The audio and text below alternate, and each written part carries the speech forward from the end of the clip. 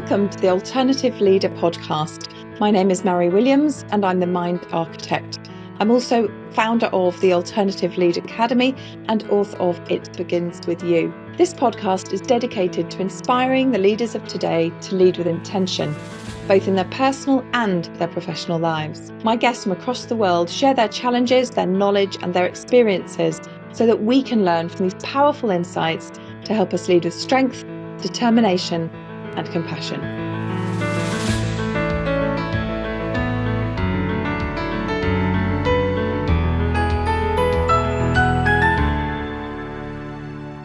Hello and welcome to the Alternative Leader podcast. My name is Mary Williams and I'm the Mind Architect.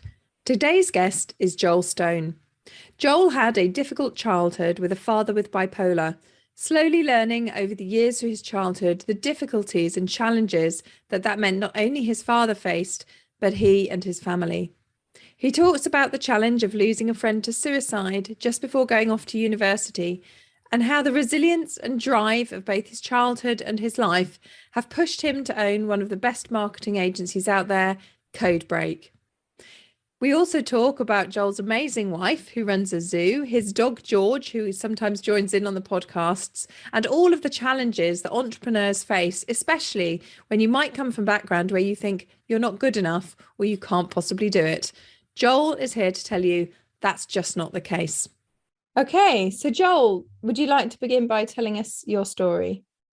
Sure. So I'm Joel. I run a marketing agency called Codebreak, and my story to where I got to now is probably too long for a podcast.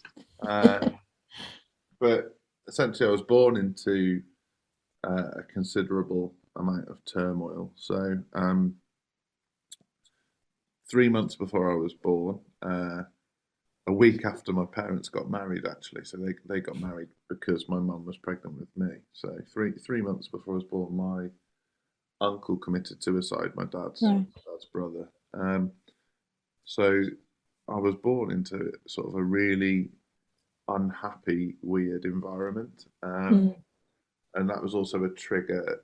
Well, not a trigger, but it compounded my dad's mental health issues, and his bipolar became extreme. And I didn't know any different. So as a child, I grew up in this environment with a father with extreme mental health issues, a mum under a serious amount of pressure. At one point, she was working 4 jobs to pay the bills because my dad would be in and out of hospital. And that kind of was a real pressure pot, and has kind of given me a weird addiction to stress, which hasn't been that helpful. There has been some helpful aspects to that, but it's not ideal. So I grew up in that environment, very working class family, ended up going to college near home, and then on to university. Following university, I worked in the design industry for a long time. I was a graphic designer. Went on to, there was a recession, that wasn't very helpful. Went on to work for an accountant's company. So I thought, well, I'll be an accountant then, because they've always got work. That was horrible, but it did put me in good stead for starting my own business, and I started in business. So I started in business 13 years ago. Okay, and tell us what the business is. So I run a marketing agency. We're a direct response marketing company. We help small business owners get more customers through digital marketing. Okay. And do you think, looking back to sort of your childhood, do you think that was something you ever thought you would do? So my mum says that I always wanted to be a clown, and I think I might have succeeded. So there were things that happened through my childhood that affected me so significantly that having dreams didn't really play a part. All I knew is I wanted to get myself out of that situation and for my future family not to have to go through it. Yeah. And looking back at some of these situations, do you mind sort of telling us, some of those kind of transformational points? Yeah, so until I was about 11 years old, I didn't understand that my life was different to other people's. Mm, And, I've got relatives that would be upset to hear me say that. Um, but there's a poignant moment when I was 5 that has really, really impacted my life. Where I went for a walk with my dad, and we had 2 dogs at the time, and we lived very rurally, and we came to this farmer's gate, and on like in some rural areas there'll be footpaths through fields that farmers just don't want you to go on, even though mm, a right of way. So there was a 6 foot gate, and then the top of the gate was wrapped in barbed wire. And I mean, that's not unusual. So I'd hopped over gates like that loads of times. It's not like wasn't strange to me. Anyway, I went over this gate, and my dad got incredibly angry about how I'd gone over the gate. So right. I hadn't ripped my shorts or anything. Nothing had happened. But I vividly remember him getting incredibly angry that I hadn't climbed over the gate properly, and demanding that I climb over it again to show him I can do it his way. Mm. Um, but what happened was I was so scared of him that I slipped on the top of the gate Oh, and fell headfirst into some rocks, and I nearly lost my left eye, so I split all my head open on the left side. gosh. Um, and then, I've actually sort of been doing some work on this recently. He sort of came to his senses, thankfully, realised how horrific the situation was. I was heavily bleeding, and it was a time when you could ring the doctor and the doctor would show up, sort of Yes. thing. So he carried me from where we were about a mile up the road to the GP surgery, and the doctor met us there. Mm, And I know now, but don't recall at the time. All I said to the doctor was that I slipped off a gate. right. Um, where when I think back to that now, if Mm, if I sort of said, "Well, my dad forced me to go over this gate again," mm, and this is how this happened, maybe it would have rang some alarm bells, but times were very different. mm, So so that was a really formative piece in me growing up, because it really impacted my self esteem mm, and my mm, sense of control, and um, and so although I thought my relationship with my dad was normal, and I kind of idolized him because he was sort of mm. macho, and he was strong, and he was everything a little boy wants their dad to be in terms of his physicality. As I grew up, that became a problem because I sort of resentment set in. Yeah. Then in my early teens, my dad tried to commit suicide in Mm, um, in a ridiculously graphic way, um, and so just to be blunt, probably not great for the listeners, but he put a pen through his eye and into his brain. oh Uh, my gosh. yeah, whilst on high security watch in a mental hospital. Wow. So, Okay. so then I not only had that to deal with, which was a tremendous trauma for a Yeah. 12, 13-year-old to try and process. I also completely lost trust in any systems in life whatsoever. Mm, So it was like ridiculous. And my dad's never really got better from there. He's had manic episodes, low moments. But those kind of two things really mm, impacted me. He could get physical with me at times when he was manic, and as I grew into a man, that became a mm. problem because uh, I'm a big bloke, Yeah. and when all hell breaks loose, Yeah. it wasn't great for my mum, wasn't great for my little brother, um, and I confided in a friend about a lot of this, and we grew to become best friends. And then when I was 17, she committed suicide. Mm, Um, so I sort of had like the ropiest grinding towards leadership and growth ever. Um, and so what I decided to do was go to university quite far away from home and just mm, sort of find out who I was. Mm. And that worked a treat in terms of I didn't have to pretend to be anything I wasn't. I didn't Mm. have to worry that my dad might show up. And that kind of worked really well for me. So that 3 years was a real nice bit of respite. Yeah, nice break. And then I did a year in industry in and around Manchester in the design industry, learnt loads from some really top designers and business people. And then the recession hit, like I say, and freelancers get stoned when recessions hit. So I moved back home to Shropshire to work for a conference company initially. And when I did move back home to Shropshire, in that period, my cousin, who actually lived 2 doors down from me growing up, so he was 3 years older than me, well, 4 years older than me. He lived 2 doors down from me, and we grew up together. So, we'd been through all this crap together, kind of thing. And it had taken a different toll on him. So he was my dad's nephew by blood, so his other brother's son. So he'd obviously been through similar to me, but from a different perspective. Yeah. And his kind of outlet was alcohol. Basically, one New Year he got too drunk and he never came round. Right.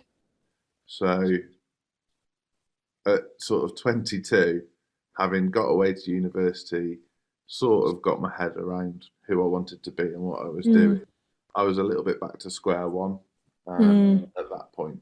And then, yeah, that probably explains why I decided to be an accountant. Something very calm, very stable. Yeah, which panned out not to be calm or stable at all. Yes, that's true. That's when all my mental health issues came to the forefront. Yeah.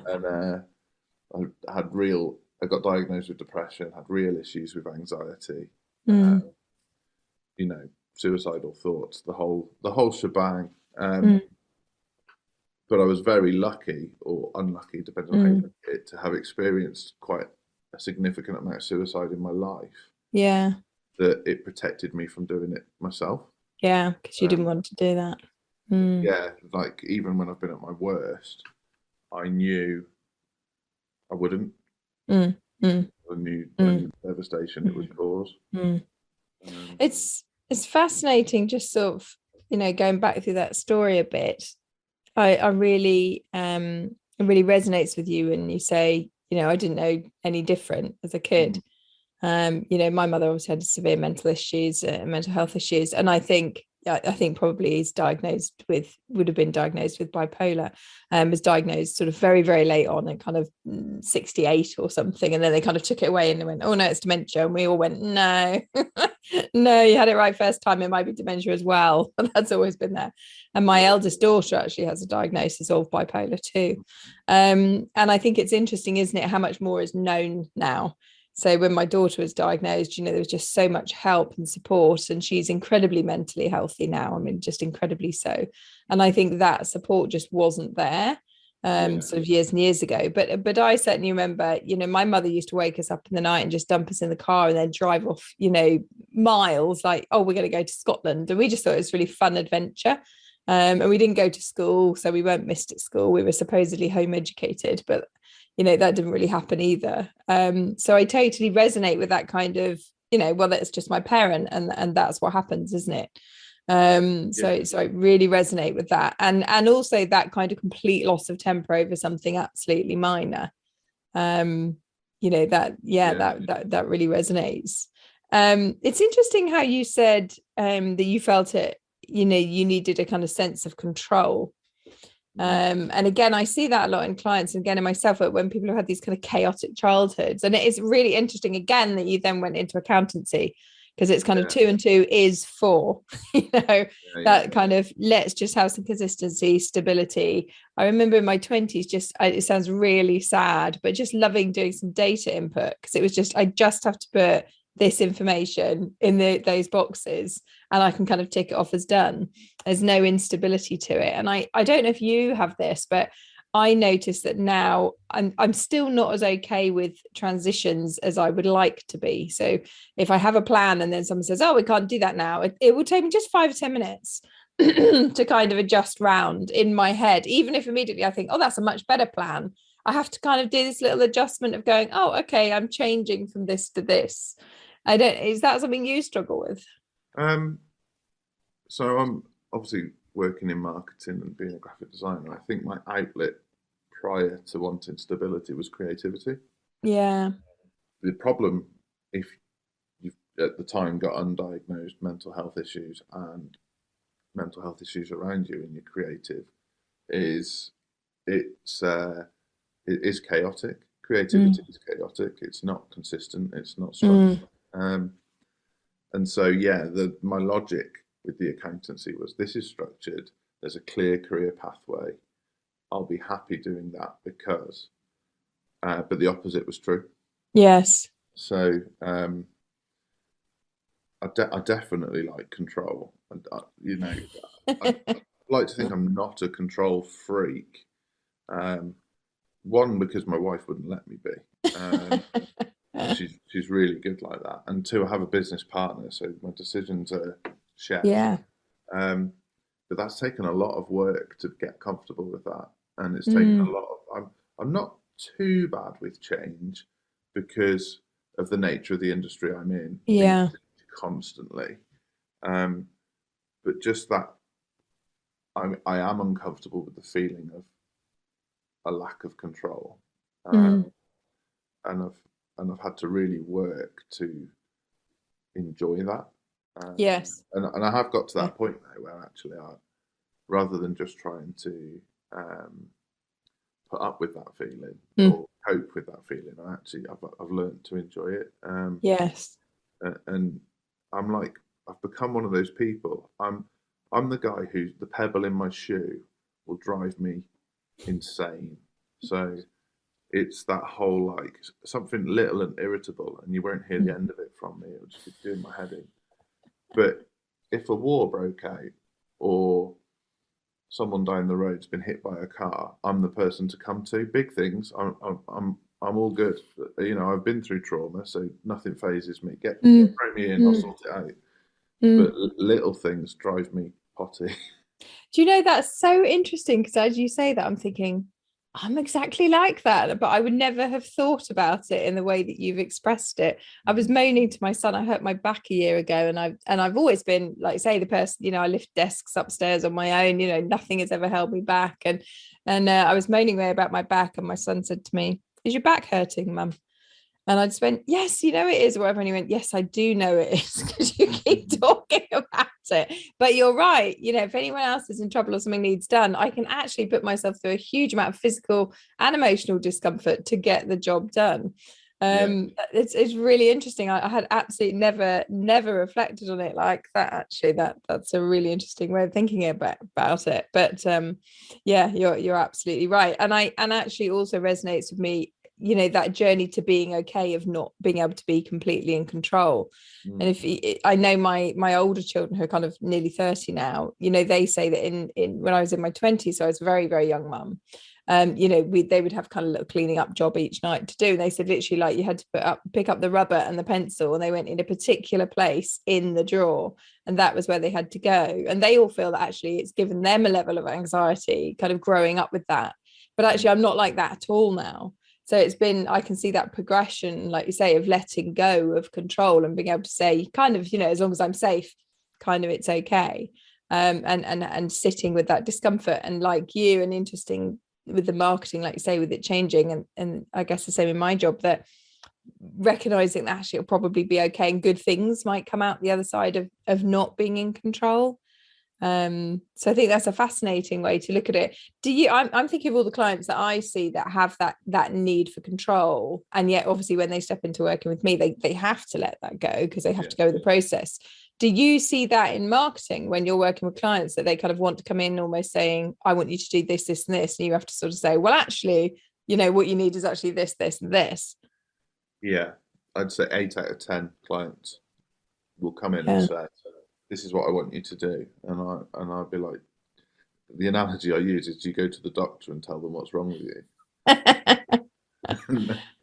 And some people take that really well, some people don't take that very well.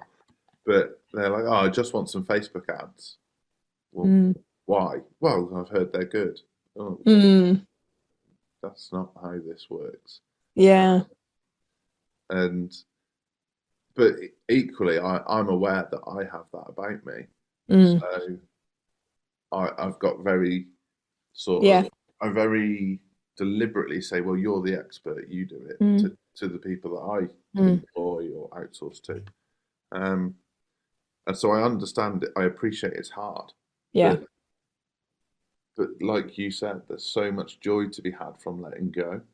Mm. And there's nothing better than when someone else does something for you and they do it better than you could. It's Yes. awesome.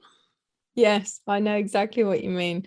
But I definitely know that it has been a journey for me to kind of step down off my soapbox and think I know everything, or want to know everything, let's say, to recognizing that I don't. And actually, like you say, actually, when you hire someone to do something with you for you and they know better than you, actually just what a relief that is to be able to say, oh, I don't have to do that thing myself. I can kind of concentrate over here on all the things that I'm really good at. Yeah. So it's very interesting. And I think that controlling element of your personality, it comes from ego. Would be my thoughts. And the problem with that is you do think you know better than others. Um, and the freedom you have when you realise that you don't is incredible. So until my mid-20s, you know, I'm still the guy that people want on their pub quiz team because I absorb information and I like if someone knows more than me about something, I sort of challenge myself to learn more than them about it. And that's because I've got like imposter syndrome going on, anxiety going on. I don't like to not feel informed. But the joy of letting go of that is amazing. And the conversations that's opened up for me in life is just unreal. So like I'm very scientific, I'm very logical, I'm very like just so. But I'm finding myself increasingly becoming friends with people from, you know, interest in spirituality or different things, purely because I just find them fascinating to listen to. And I feel like you're filling me with so much joy talking about something I completely don't understand. I mean, I'm yet to see if that has a positive impact on my life or not, but just the curiosity is brilliant. No, I definitely think it does. So I guess for me, I sort of, I'm not such a big believer in the ego thing. I guess I just think it's I mean, I guess, and that's what my book was talking about really, is that it's all reactionary. So that there's genetically, you know, if you look at epigenetics, there's definitely some stuff that we're born with, but that you can kind of switch that stuff on and off, depending on what you pick up and what's modeled to you. And so for me, the need for control is absolutely from having a lack of it. That when I look back at my childhood, there was just absolutely no control. And it was getting to grips with understanding, you know, letting go of that baggage. And there was some work kind of going back to my childhood and kind of, you know, letting go of some stuff. But also then reframing that I was an adult and then in control, and that was okay. And I definitely, you know, even now, sort of year on year, I see differences in that, you know, there is that kind of freedom just ever growing from letting go of control. It's an interesting thing, isn't it? And this might sound like a weird link, but just to come back to the kind of suicides that you've had in your life, because obviously suicide it's an ultimate control, isn't it? I am actively taking control of my life. And yet, is it? Because is it at a point where effectively we've kind of tried everything and we feel we have no control and this is the only thing I can do? I just wondered what your thoughts were. Won't put you on the spot. There's a few bits to unpick there. And I think it's interesting what you said about ego as well, without avoiding the question. I promise I'll come back. But I guess ego for me isn't kind of what some of these sort of speakers say it is now. It's more the fact that you're always in choice, and when I'm acting like I'm not in choice, so falling back to my default of like being reactive or being childish almost, that's what I refer to as my ego. Okay. Allowing my default to just go off on one. Where actually and that comes back to because I didn't realise that you could choose to be happy, Yes. and Yes. then when you do, it's very sweet. So on that point, I think I've been as close to suicide as you can be without doing it. Obviously, my friend committed suicide. Another friend of mine actually committed suicide as well, and I've had suicide in the family. From the ones that have survived their attempts, when I've talked to them in depth about it certainly wasn't from a place of control. It was from a place of passion. So, speaking for my dad, when he has his lucid moments, he thought terrible things would happen if he didn't. Right. He was Interesting. so psychotic in his depression Yeah. that he thought the only way to save me, my brother, and my mum from having awful things happen to us was to take his own life. That's how low he got. So he was psychotic. Yeah. So I have real issues when people say that suicide is a selfish act, for example. Me too. I know from someone that survived it, and he's since tried to commit suicide again. So I know that it was done from a compassionate place. Some of it will have been being compassionate to himself as well. He was in so much pain, and he could see how much that pain was causing pain for others. Yeah. It's not logical. I appreciate it's not logical. Very common though. It wasn't selfish. And then because I've been through what I've been through, other people have asked me about it when they've gone through things. And I know a family whose son shot himself out of the blue. And the only comfort they have in that situation is someone explaining to them that he didn't have any other option when he did that. That in his head it was the logical thing to do. It wasn't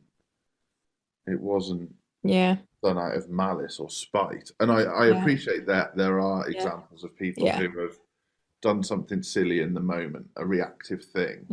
But that's not what I'm talking about. No, I agree. I think it's I agree with you that it's often out of compassion. And well, I think there's two reasons. I guess there's compassion, and whether people are in psychosis or not, sometimes people just think, I've been so depressed, I'm draining everybody, that's the only route out. And I think other times it's despair. If you look at suicidal ideation, that's around despair, isn't it? I don't want to die, but I'm so tired of this situation that I don't know how to get out. And I often say to people, I think, I often think most people have definitely kind of slid down that slope, however far you've gone down it, that occasionally, or once in their life, most people have got to a point at some point, or will do, if you kind of looked at a whole life, where they'll go, I'm so tired of this situation. I don't know how to get out of it. It feels like everything I do, it's not working. Might have even spoken to counsellors and whatever. That's not worked either. I know I've definitely had clients who've come and said, I've spoken to people before, and so for me, it's about acknowledging that, where are you on that spectrum? And is this despair? Because I find with clients, when they come in and say I'm suicidal and we work out it's despair, it's easier. They can kind of always feel there's a route back from despair. It's okay, we're despairing. I've lost all hope. And then I agree with you. Then there's the kind of very mentally unwell, I don't know what to do anymore. I'm a bit psychotic, or very psychotic, etc. And I'm like you, when people say it's selfish, I think somebody has to be in such an awful state to do that. How can you possibly call that selfish? Exactly. And despair is logical. It is. Which is why there's a route back. And I think, having been to those places, I think if someone's listening and they're not sure if they're in a bad place, which is sometimes the case, if you're having the sort of thoughts where it's like, I wish I could just sleep forever. So not actively violent thoughts, but just like when you go to bed at night, you hope you don't wake up in the morning type thing. That's when you know things aren't good. That's the time to get help, because it only gets worse from there. Yes. So, I agree. I second that. And I've definitely had times, in my life when I've got to that point of thinking, it kind of feels like I'm running on water almost, every time I'm moving, I'm sinking. And I agree. I think there are just times when you just think, I mean, I'm lucky, I guess, that I'm in this line of work, because for me, I recognized the symptoms straight away and was like, right, I need to go and speak to somebody about this, kind of almost laughing at myself, really kind of, okay, that's not a good thought to have. Yeah. That's not good, that you want to crawl into a corner and not come out, kind of thing. But again, lucky in that I could recognize it for what it is, and why it was there. But I agree with you. I think, it saddens me so much when I see people or hear of people, celebrities or otherwise, anyone who's either thinking of or has committed suicide, because I just think there are so many people who would talk to you in there, I would say 99.9 times there is a way out and a way back. But it's very tough. And I think especially my daughter went through very psychotic episodes, thinking lamps were talking to her. And, really, I remember really vividly, actually, I don't think it'll ever leave me, sitting with her. We were talking about this the other day, because everything in her life is amazing now. It's just, she's expecting a baby and it's all just amazing. And, in fact, I've just outed myself as a grandmother, haven't I? I haven't told anyone yet. I'm still adjusting. But she just said to me, Mum, do you know, if this is my life, I don't want it anymore. And that was when she was in the real depths of it. And I remember sitting next to her thinking, actually, I can logically see that. Like, I don't know how you would function in this state forever. And I just said to her, I just have faith it won't be like this forever. And we just have to keep pushing through. And at some point it'll start to ease up and it'll start to get better. And I don't know what the answer is right now, but I just have faith it will get better. And sometimes I remember a friend had used this phrase with me, and I thought it was brilliant. She said, sometimes other people have to hold that faith for you. If you're not at that point where you're strong enough, it's like saying, well, I trust that person, and that person thinks that I'm going to get better. And I know for me, when I was low, that was really useful to go, I don't even have to have the energy to believe this is going to get better, because someone else does. And I said that to my daughter. Did your daughter recognise that she's unwell then? Yeah, so not so much in the beginning. So she was very young diagnosed. So she'd gone off to uni and it kicked off in the first year. So kind of 18, 19. She'd gone through very stressful situations with a boyfriend who actually was psychotic, and she was supporting him. So they think that that's what triggered it. And so when she first came home, it was interesting, because we kind of called the doctor and the crisis team, and they kind of came and said, oh, I think she just needs some TLC and sending back to uni and all be fine. And to be honest, that was absolutely the worst thing that we could have done, was to send her back. And then it was kind of, multiply going into hospital saying, I do not feel safe. And obviously the hospitals, they're so limited, running her through the kind of 4-hour process and sort of spitting her back out. But it was so regular. It was just like, well, I don't know what to do here. I mean, this is kind of, it's got to be 12, 13 years ago now. And, she knew it wasn't okay to not feel safe with herself. And eventually we just kept pushing, and she kept going in and kept going in. And eventually they invited her to attend a day hospital. And so they could effectively watch her. And so she went for 3 months, and over 3 months, they kind of said, okay, it's bipolar, because they were able, I can't remember which one it is, whether it's type 1 or 2, but she cycles fast. Mm-hmm. So she could cycle within hours or within days. Okay. Whereas I know the other bipolar, you cycle within months. So it's harder to spot, because people go, oh, you've got depression. It's like, well, yeah, because you haven't seen me manic. But she tells a story of swimming in the lake at university. Just because she thought it would be fun, and also going out and buying 50 toasters because she didn't, she couldn't get the right toaster. Luckily, had all the receipts. Had to go back returning afterwards. But those sort of things where you start to go, hang on, this isn't okay. So I think there was an awareness, and because we as a family obviously were checking it, going, hang on, this isn't normal.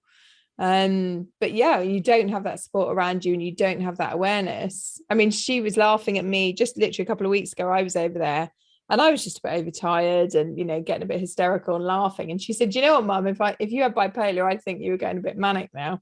It's just that awareness of, what am I looking at? What am I looking at? How happy is too happy? and things like that. It's a funny thing to have to monitor. So yes, she's incredibly aware, which is why she's so well. That's brilliant. I mean, the reason I asked, as I'm sure you can guess, is because my dad, when he's low, he's aware. He knows he's unwell when he's low. When he's manic, he just thinks he's a superhero. Yeah. Or Jesus, depending on whichever one he's chosen at that point in time. But I say it in jest because it's easier to cope with. Yeah, it is. Yeah. So he refuses medication, refuses help because Right. he spends because he's cycled so much, and now he's 60 this year. He spends more time Low. Well, no, sorry, he spends more time manic. Right. Okay. Interesting. So his lows are very infrequent, but his mania is pretty much his default now. Right. Which is interesting, because he's not there anymore. There's not much left of him. It's a very tough thing, and I think we still don't know enough about it. With bipolar, they still don't know whether there's I look and obviously think there must be a slightly genetic component, because I'm pretty sure that's what was going on with my mum. I wouldn't say that I have bipolar, but I know that I'm very emotional. And that's something I've had to work hard to kind of notice the kind of, I'm dropping low, or I'm going too high. But I wouldn't, like I say, I wouldn't say it's bipolar. It's just I would say I have more of a mood instability than others, maybe. But maybe I don't. Maybe that's just, you look for it. If you look for it, you see it, kind of thing. So I think it's interesting that you've had it so much around you, and I know. I was talking actually to my plumber, who's just this amazing guy, and he was saying 5 of his male friends had committed suicide, said absolutely nothing. And I really hope that we're kind of moving into a time when more men feel able to say, actually, I feel this low. And it's interesting what you say, having been through it, you would never do it. Yeah. I think that's really interesting. And kind of, is that the effect on those around you? Yeah. I think it's like viral. That's how I'd describe it. That it's so catastrophic when it happens that you just can't comprehend how upset it makes people. And so I cling to that when I've had those moments. I cling to the knowledge that I'm fortunate to retain some logic at those points. Yeah. But I can see how people don't have anything to cling to in those moments, and that's so. I mean, just to give a bit of behind the curtain for people listening to this. This is the second time we've recorded this, and the first time we recorded this is the first time I've spoken about some of this stuff. But yeah, the reason I speak about it, and the reason I will speak about it moving forward, is if it helps one person cling on, then it was worth it. I agree. I think that's why I share my story too, because I want people to realize that you can go through stuff and still be okay. And that's why I was really interested in your story, because I think there's a lot of very sort of what I would call almost closed expectations, that if you have a really difficult start, you'll never amount to anything. Or one of the things that I've really noticed come up recently is, if you haven't got a degree, you won't amount to anything. But if you haven't got the right background, you won't amount to anything. And in fact, almost my main purpose of the podcast as a whole was to say it takes all kinds. And actually, what I've noticed, which is interesting, is actually it's almost the people that have had the more difficult backgrounds that will, whether it's a healthy push or an unhealthy push, and there are both, they are the ones that will push ahead and make something of themselves. And that's the sort of message I want to get out there, is leaders come in all shapes and sizes, colors and creeds. And it just doesn't matter. And you used the phrase, and I thought it was lovely, choose to be happy. I didn't know I could choose to be happy.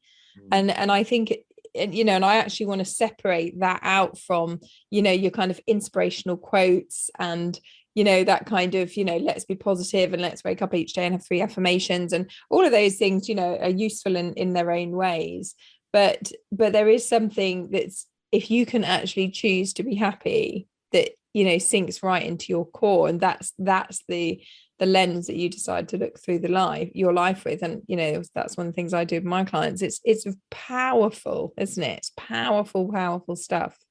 It's huge. So, a task I do quite regularly, I should do it weekly, is I write down everything good that's going on, thoughts, feelings, emotions, actual things, tangibles, and I write down everything bad that's going on. And then I put a percentage score above each list of how much focus I give each side of that list. And a normal person gives about 90% focus to the bad side. Then obviously someone who's depressed, probably 100% focus. But just think about if you could move some of that focus to the good side. If that you spent, let's say you spent 50% of your time thinking about all the good stuff in your life, which nobody does, not even the most positive people in the world. No. But imagine how impactful that would be on your mood. One of the sort of exercises that I give clients, especially actually if they've been through tough stuff, is they write down the experience, and then they write what they learned from it, and then they write how that learning is going to help them in the future. Yeah. And it's interesting because obviously a lot of people journal, but actually there's some interesting research that if you journal just about the negative stuff, effectively you re-embed it, so you make yourself feel worse. Yes. So it's quite interesting. They've seen this on scans. And then again, some people will move to, okay, what did I learn? But then they stop there. But actually then adding that third piece of, and how will that help me in the future? It just carries that learning all the way through, so that they actively go, okay, I had to go through something really shit. At least I took this from it, and it's helped me do this and this and this. And it allows the brain to kind of let it go and move on. I mean, for me, there's always a bit of work to do in the childhood, but it does allow people to go, okay, yeah, that happened, but this is what I'm going to do with it. So I journal every day. But my journal, it asks you to, it's got about 50 moods listed out, and you can tick as many as you want. So you could be happy, you could be sad, you could be insightful, you could be depressed, tired, anxious. So you tick the moods that you're in, and then you write what you're going to write. And then you write 3 action points based on what you've learned. So similar to what you said, like, how am I going to apply this in a positive way to move forward? What's really interesting is when you revisit your journal, you can have 2 days exactly the same, but your mood was different, and your perspective, what you've written down, is wildly different. So just because it's your reality doesn't mean it's true. Yes. Yeah. And in my book, I say perception is, our perception is our reality. Yeah. And it's why, the police get complete different reports when they ask 10 people at a crime scene, because everybody's noticed something different, saw something different, but also actually they've just engaged with it in a very, very different way. Yeah. It's interesting. I spoke to a couple of people I know who were burgled. And one of them, there's locks all over the doors, they're still quite anxious, they've really taken it very negatively. Not that you take it positively. And the others actually always leave their doors open. They're kind of like, well, if someone's going to get in, if somebody's going to get in, they're going to get in. And they've almost kind of just gone, I'm going to super relax, and it's just fascinating, isn't it? How people, obviously I love the mind. I love the way that people take different events. It's great. But, yeah, I mean, looking back at your childhood, I think it's fascinating. One sort of last question before I go on to the 3 questions I ask everybody, and this might seem like a really odd one, but do you think that your experiences with your dad, with the suicide, with the childhood, do you think they come up at all in the way that you run your company? 100%. Okay. All the time. So I try to run the company from a place of compassion. Very values led. We try to do as much as we can for charity. We look after the staff as best we can. When COVID happened, I applied a lot of my own money in to make sure everybody still felt secure. That's who I am. What you tend to find in marketing is you either meet businesses who are on an incredible growth phase, which leads to some quite manic characteristics, or you meet some businesses that are in real trouble and want saving, which leads to some quite low characteristics. And it's fascinating because I know how to deal with both to an extent. But yeah, a lot of the businesses that are growing really well believe their own hype, and you don't have to knock them down a peg or two. That's a cruel way of putting it. But they need protecting from themselves. The businesses that need saving often need to be educated that once you're in that place, you're going to need a lot more than marketing to kind of sort this out. There's going to be a lot more wrong than the fact that people just aren't clicking on your website. So, so it sort of affects me in all sorts. The way it's been great for clients and terrible for me is because I have like my default is to catastrophize. I think terrible things are going to happen. And the reason I think terrible things are going to happen is because they have before. Yeah. So if a client, and it doesn't happen too often, but if they complain about something, or even worse still, when they do that like fake complaint thing that clients can sometimes do so that they can get a bit more out of you, I like deliver lock, stock and barrel in those situations. They like, oh, I'm not sure about this page on my website. It's not quite converting, and I come back with like a 10-page action plan on how we're going to sort it out. There are people historically who've taken advantage of that trend, and I've had to learn to recognise it. But what it has meant is that like my attention to detail and the way I help people and how much I want them to succeed very often outweighs how much I want myself to succeed. So clients get a good deal. Everybody listening. But that comes with consequences. It's not sustainable to behave like that all the time. You have to like reel it in. And I also sometimes fail to recognise that when someone says they're really struggling, maybe they're not. Tactic in business, I haven't got any money, I'm struggling. Sometimes they're tactics in business that people use to negotiate, and I have to be careful not to fall for that. I fully resonate with that, and I think that's a lesson that you learn, isn't it, the longer that you're in business. For me, I think the way that I've certainly realized to get around it more and more, or notice myself almost coming to my senses a bit more, is just the more work I've done on myself, the more of my own baggage I've cleared, the more I've known what boundaries are set. And I think also the thing I would say is the more your self-worth comes up, the more you're able to see things for what they are. And I think like you, if anybody is ever even the tiniest bit unhappy, and I'm lucky, it hardly ever happens, but when it does, maybe that's why, when it does, I tend to, as you said, kind of go in lock, stock and barrel. And actually often then I'll talk to my supervisor afterwards and she'll say, no, actually that was not your issue. You didn't need to do that. And that's a learning curve, definitely, that I've learned too, is to be able to say, oh, hang on a minute. Yeah, I've got one right now. So somebody emailed me this morning, a historic client, and they said, oh, I've noticed the video's still working on our website, which is the bit I control. We look after the website. But the same video's not working on our Facebook. And I just emailed back saying, well, sort of politely, but take it up with Mark Zuckerberg. I don't control you. Yes, I don't control Facebook. And she came back, well, can't you just sort it out for me? And the pressure I felt in that moment to try and put it right for her. Yeah. I was like, oh God, I really need to help this lady sort her Facebook out. And then hang on, this person, historical client, pays you £12 a month. You absolutely do not need to ruin your whole day to go and fix their problem with Facebook. But the compassionate side of me said, yes, send them a copy of the video anyway, and explain to them, like, here's a copy of the video, re-upload it to Facebook. I think you find this version works. Hope that helps. And then afterwards, I close that email. I'm like, was that passive aggressive? Should I have felt more?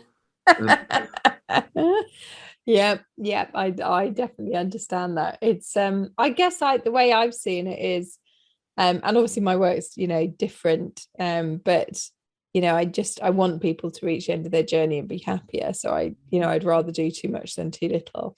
And I definitely, from my point of view, I definitely listen when clients complain and try and adjust. And actually I had a client this week where they texted me over something and I just thought it meant something completely different, so actually it's helped me introduce a traffic light system, which is kind of red, I need to speak to you now, amber, do you know what I mean? And so it was like, that's actually a really useful learning that we both had. But I think it's very easy in business also to get swept up into people's mood of the day.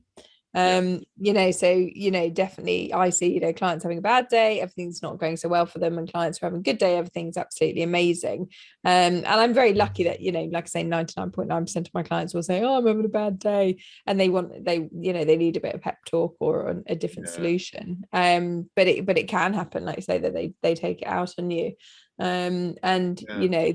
It's a hard one, but for me it comes from having your self-worth. If your self-worth is in place and you're able to kind of separate and go, okay, hang on, that's their stuff, is there anything that I should be acting on here, what's useful feedback, and then you can separate it. So I see a lot of people at kind of CEO level, I mean a lot of people I work with, and it is absolutely hindering their position, it's hindering their decision making, it's hindering everything. that's really interesting. So obviously as a business owner myself and business owners I work with, when your self-worth's not quite where it needs to be, what you find yourself doing is over-promising because you're trying to make up for what's and then over-delivering, which leads to burnout and far worse problems. Every business in the land, from a marketing perspective, from a business perspective, from a mental health perspective, should under-promise and over-deliver. So what you're going to deliver and it's great, but just promise a little bit less. Because it gives yourself some wiggle room. And everybody's still happy at the end. I completely agree. I remember a few years ago I was I mean obviously I have the kind of set programs that I offer, and then I had a really lovely client who got pregnant while we were working together, and we were laughing about this, and I always send my clients on little postcards and bits and pieces, and if they need it. And we were sitting in my living room and she was saying, basically, I'd just be graphic, she was saying she was really constipated because she was pregnant. And I said, one mum to another, I said, you need to go and eat some rhubarb.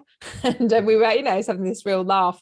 And then as she walked out of the door, I said, do you know what, actually, I grow it in my garden and I'll just grab you some. So I gave her these like 4 sticks of rhubarb. And she said, oh my God, you're the absolute best therapist. You send me little posts. All my friends are so jealous. She said, you send me little postcards, you've even given me rhubarb out of your garden. And I said, but I see myself as I am here, as long as we're working together, I'm here. And if there's something I can do that helps, I'll do it.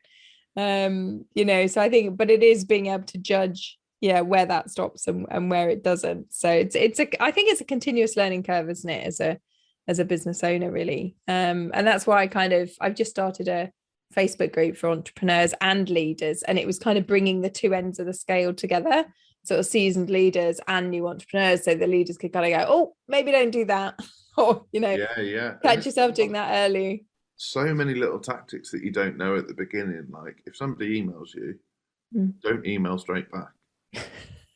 And that sounds egotistical when I say it, and it feels egotistical, but the reality is, if someone figures out you're at their beck and call, human nature will mean that they take advantage of that. It's not malicious. You're training them badly, and it's that whole things you need to ask yourself: do you need your email on your phone? The honest answer is no. You do not need to be a slave to your email. If something's urgent, people will call. Yes. You can you start to learn these things, and I've got better at surrounding myself with people who've learned these lessons for me. But when you first start out, you can sit there and you're like your own worst enemy. It's really scary. You're like, oh, the phone's ringing, I better answer it. And say yes to everything. I was talking to somebody recently, a friend of mine, and they've started a business within the last year, and obviously completely able to take on any business and do it immediately. And I said, just be careful with that, because if they get used to you always doing that work immediately, then that's what they will expect. And I said, as you grow the business, you won't have, all of this time available.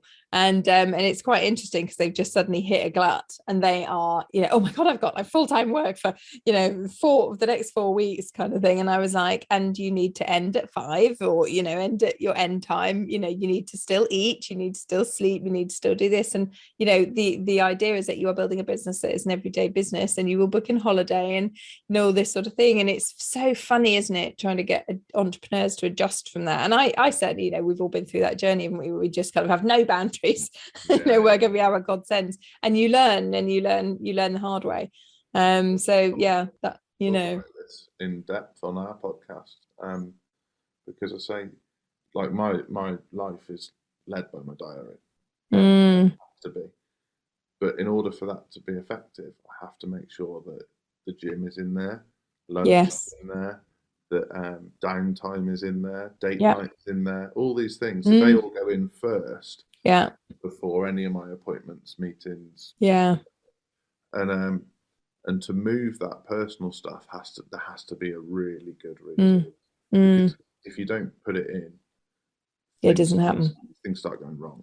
Yeah, absolutely. I know I was going through a busy time a couple of months ago and I let it all slide, and then you started to feel a bit burnt out, and I was sort of walking one night thinking, I go for a little walk, something I put in the kind of evening and the morning now, and was saying to myself, okay, what's going on? And then I was like, oh, okay, actually, hang on, let's look at the hours. Yeah, you've dropped the walk, you've dropped, because I tend to eat about 11 in the morning, then I don't eat till 6. I'm kind of 2 meals a day. And I realized I was just working, sitting at my desk then solidly kind of 12 right through till 6:30. And I was like, okay, that's what it is, and it, like you say, you have to put those things in. And it's so hard to get entrepreneurs in the beginning to put that in.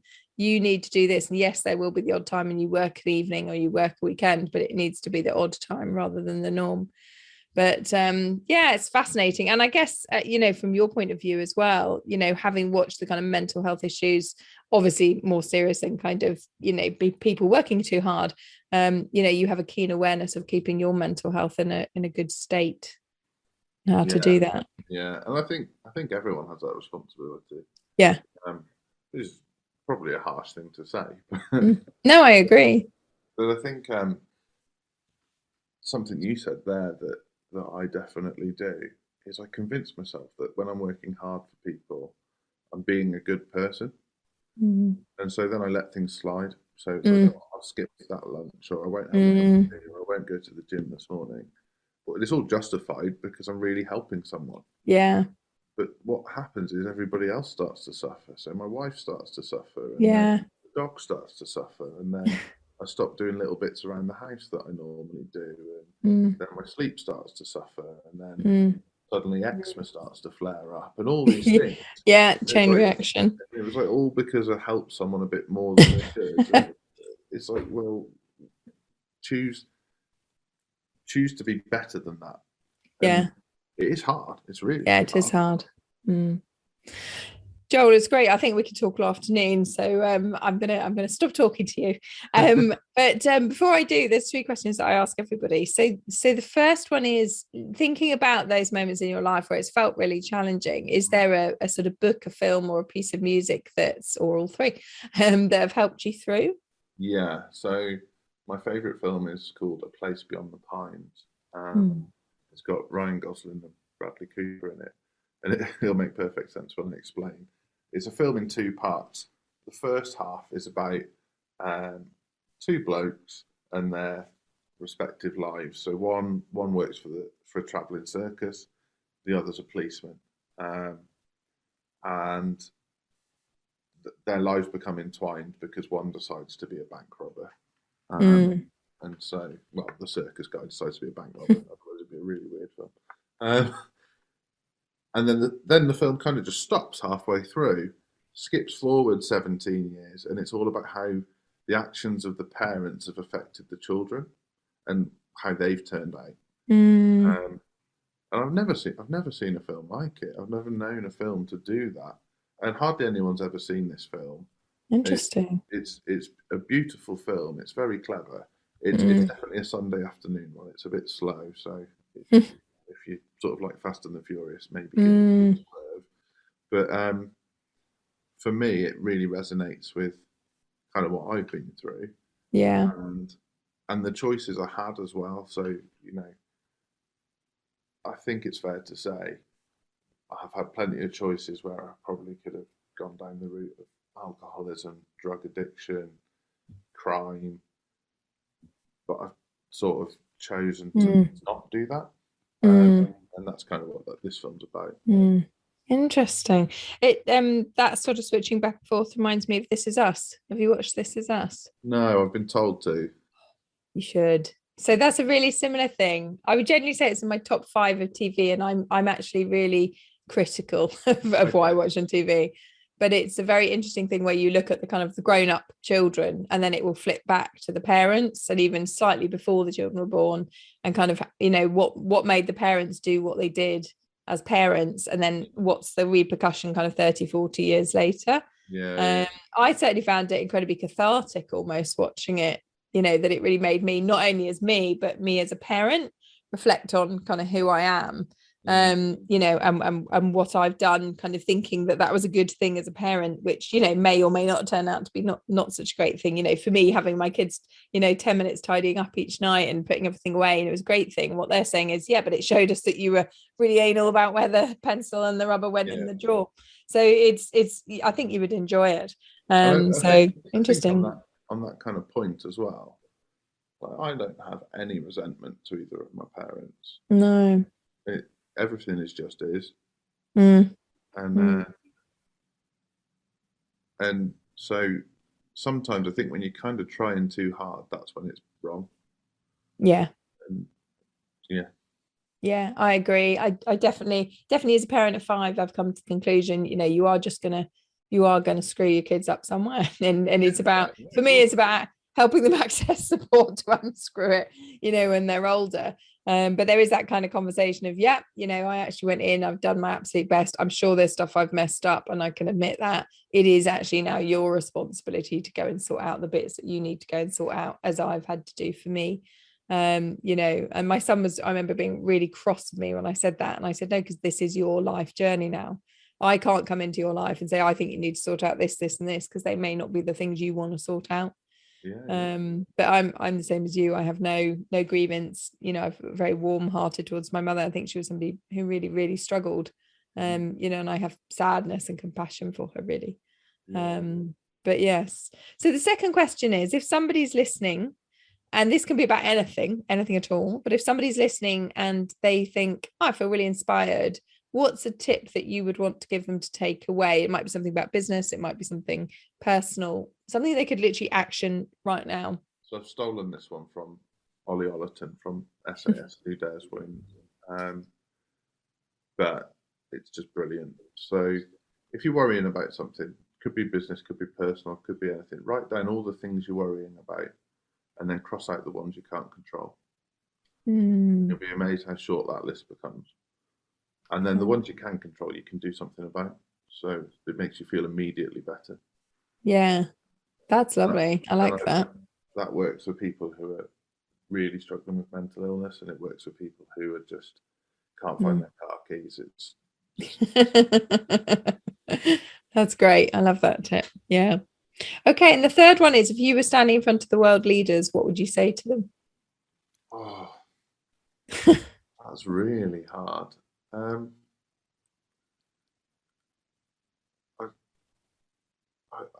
The naive answer is I'd want them to see that we're all one community, and I think communication is key to that.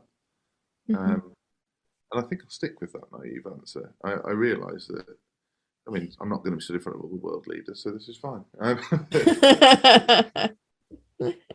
I'm very much that it's a global village, and whether you're spiritual, whether you're scientific, we're all interconnected. That's nobody can argue that.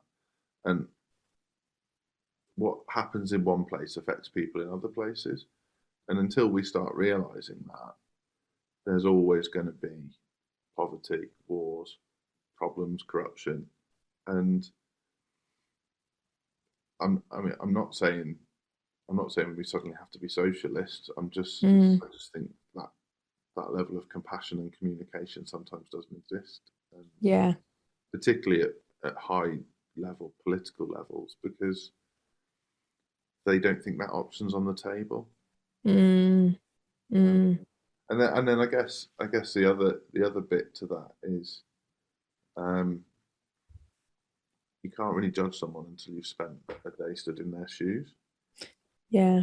And so that would be a good thing to say to world leaders. You can't just dictate rules to everybody. You've got no idea what it's like to be them. But it's also an interesting thing for everyone else to consider, because we've no idea what it feels like to be them either. Can you imagine the pressure of trying to get a country through COVID or something? It's interesting. I'm reading a book by Jess Phillips. She's a Labour MP in, I want to say Birmingham. Yeah, it is Birmingham. Yeah, and her book's brilliant. I think it's called something like Everything You Wanted to Know About Being an MP or something. And I found it complete and utter eye opener. And she actually makes that point: is, how do people at the top, who the decisions they're making probably will not impact them? They're not going to have to turn off the heating over winter, and they're not going to run out of food. How do they make those decisions for an entire country? And about how it's, your everyday people should be getting in and becoming MPs. It's a really, really good book for anyone who's interested in the kind of politics. Well, I'm a big proponent of proportional representation. I think that would really help diversify the decision making.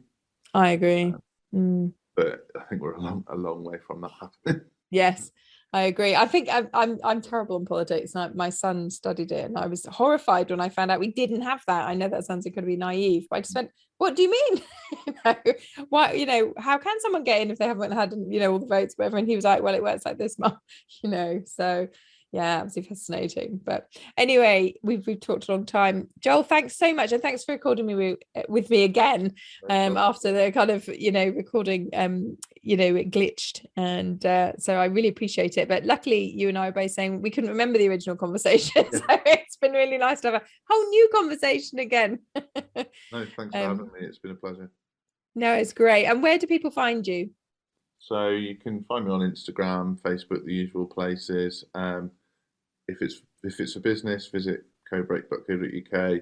If it's just to hang out, talk mental health, whatever you want, find me on Instagram and I'll DM you. Brilliant. And obviously all your contact details will be in the show notes, so people can have a look at those too. If anyone's interested, come and join my the Alternative Leader the Alternative Leader and Entrepreneur community on Facebook, which brings people together to share entrepreneurial tips and leader tips, like say helping them learn all those things that we took years to do. Okay, thank you so much for being on again, Joel. Really appreciate it. No worries. Thanks for having me. Thank you. Hi, I'm Mary Williams, as you know, and thank you so much for listening to the Alternative Leader podcast. I search for guests to bring you lessons and learnings that can help move you forward in your life, help you achieve the success that you want to, in whatever way that shows up for you, to help you lead powerfully, whether that's in your own life, as your parenting, your personal, or your professional, and make you the best that you can be. If you've enjoyed the show, please rate and review it, and please share it with as many people as you think also want to move forward and gain success in their lives. If you want to find out more about me, go over to my website, which is www.mari-williams.com. That's www.mari, which is MARI-williams.com, and you'll find links to all of my social media profiles there. There's also a Facebook community that you can join, and again, all the links will be on the website too. I hope you have an absolutely fantastic day, and thank you so much for listening.